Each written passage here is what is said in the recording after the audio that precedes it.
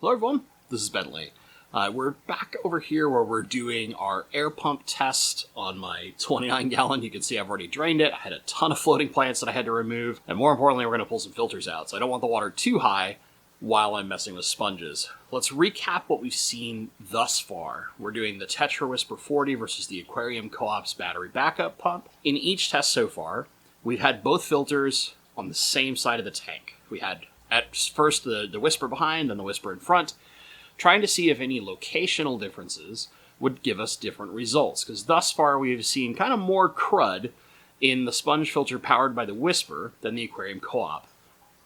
This time, we have them on opposite sides of the tank. So on this side of the tank is the Aquarium Co-Op, on the other side, Tetra Whisper. Nice and simple, right? So what we're going to do is the same thing we've done before. We're just going to get our good old white bucket full of some water. We're going to pull each of the sponges out using a gallon Ziploc bag. We're going to squeeze them out, and we're going to compare. That should finally tell us whether or not, just kind of what our differences are, what we can expect at a 29 gallons depth, kind of how much crud a medium coarseness sponge filter can pull up, powered by each of these pumps. From there, we should have a rough idea of what's going on, and then we'll proceed. So first, let's pull out our first victim and start squeezing it out. Okay, here we are with the Aquarium Co-Op sponge, or rather the one powered by the Aquarium Co-Op pump. You can see there's already some stuff in the bag from just kind of disassembling the filter inside. So let's get the rest of the filter out, get it off its base, and we'll get this thing cleaned out.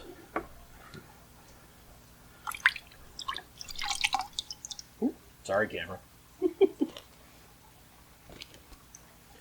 Close the tank lid so I've got something to set this base on. Alright. Now, you can see we've actually got a bit more gunk in it this time. But keep in mind, it's been a little bit longer. We've done a month interval previously. And we're at about 6.5, 7 weeks at this point. Because as most of you know, I had human malware for a bit. And that threw some of my timing off. Quite a lot more in it this time. This is closer to what we were seeing in the Tetra Whisper, where there's, basically pure brown water, not lightly gunky water with mostly visibility through it. Just going to check the sponge. Looking pretty clean. So there is our Aquarium Co-Op. Quite a lot of gunk. So this is already far different results than we've seen previously. Let's go ahead and get the Tetra Whisper out and see how that compares. Okay. Here we are with the sponge powered by the Whisper 40. About the same amount of water in the bag. Get this bad boy out. Ooh, a little bit less so far, but we have seen, as we work with these things, quite a bit of extra gunk comes out. Yeah, there you go. Just messing with the sponge, you can see it getting similar to what we just saw with the Co-op one. All right, give this a good thorough cleaning. So I'd already say that we're pretty close to what we saw with the previous results for the Whisper, where we got this, obvious pretty dark brown water, quite a lot of detritus getting picked up, which means the airflow's running pretty good and helping move enough water to pick up quite a lot of detritus in the sponge filter. Let's go real thorough with this thing. Do a quick inspection. Looking pretty clean. So there you go. Really, really similar to what we saw in the previous results, and then with the Co-Op, and this time in particular, being very similar in about the amount of detritus present.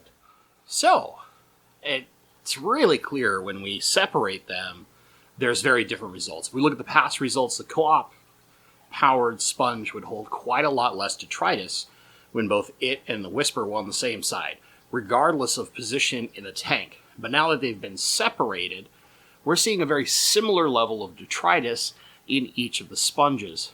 There might be a teeny tiny amount more in one versus the other, but the difference would be really difficult to accurately measure. So is that it? What does that tell us, right?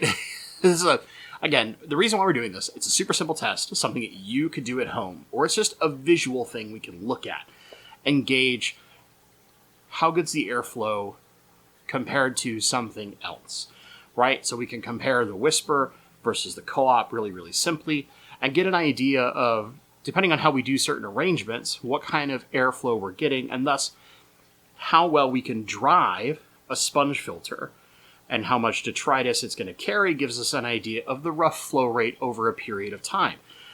Most sponge filters you're probably servicing maybe once a month, so this gives you a good idea of if that's enough for your fish load in your tank to run those things. Now this discounts a lot of stuff, right? The biggest thing being that if you're in an area that experiences a lot of short-term power outages, that battery backup is going to matter a ton, right? But if you're in an area that has extremely stable power, you almost never get a power outage, and if you do, it's usually resolved very quickly. Maybe that battery backup feature doesn't matter to you. But if you're anywhere that has rolling brownouts every once in a while with certain extreme weather conditions, some form of power failure is a more regular occurrence.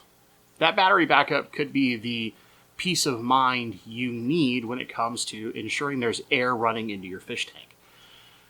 So the question becomes, is that the most important feature? Does the flow not matter at all?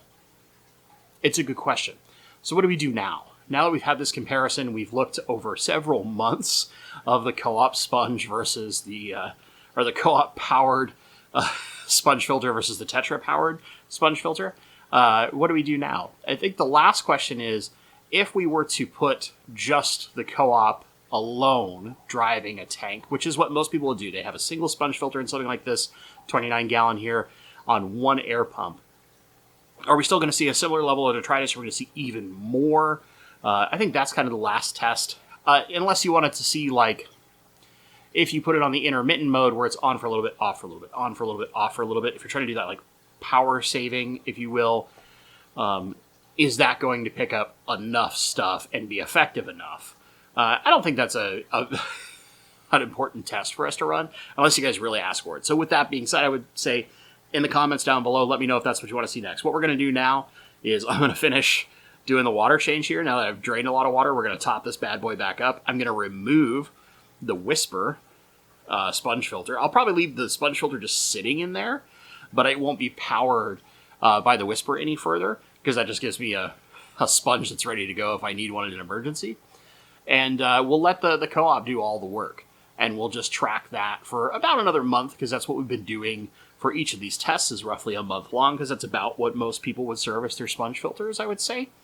So it gives us a good, like, real world kind of idea of what we're dealing with. And then from there, I think we have our comparison. We can kind of do a final thoughts, final review, whatever you want after that test and as a part of that video. The biggest lesson, I think, what we have now is placement matters. If you're using multiple sponge filters, you don't want them on the same side. Split them so that you can optimize their capability. And I mean, of course, most people are probably like, well, duh, Bentley, that makes sense. But you never know until you just decide to, like, do it for the heck of it, right? And see what happens. And I've done that for you. So I guess you're welcome. I don't know. For testing's sake, we've had some fun. So let me know in the comments down below. What'd you learn? What'd you find interesting? Are you tired of this? Whatever it may be. Let me know in the comments if you did enjoy this video. And maybe you haven't seen the rest of the series. There'll be a link up in the corner. Considering watching the whole series on this just so you get an idea. They're all fairly short videos. But it just lets you know the results pretty quickly, and you can see them with your eyes instead of just relying purely on what Bentley says. With that being said, thank you so much for watching, and stay awesome.